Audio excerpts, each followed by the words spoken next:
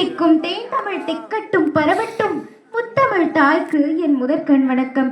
நெற்றிக்கண் திறந்தாலும் குற்றம் குற்றமே என்று நக்கீரர் வழியில் வந்த நடுவர் அவர்களே, இங்கு அமர்ந்து கொண்டிருக்கும் என் அன்பிற்கினிய உறவினர்களே, உங்கள் அனைவருக்கும் என் முத்தான முதற்கண் வணக்கத்தை தெரிவித்துக் கொள்கிறேன்.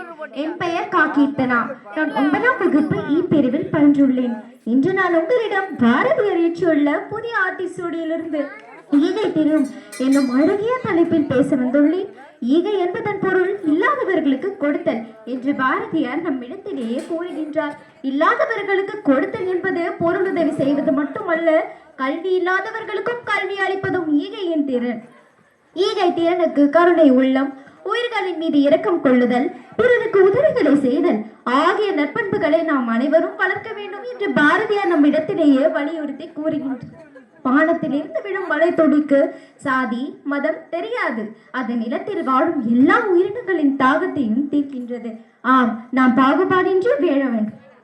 சென்னை மாநகரம் வெள்ளத்தில் தத்தளித்த போது யார் என்றே தெரியாத எத்தனை உதவிக்கரங்கள் நம்மை காத்தன. நாம் ஈகை என்னும் புள்ளியில் மனிதன் என்னும் இனத்தில் இணைந்துள்ளோம். நன்றி, வணக்கம்.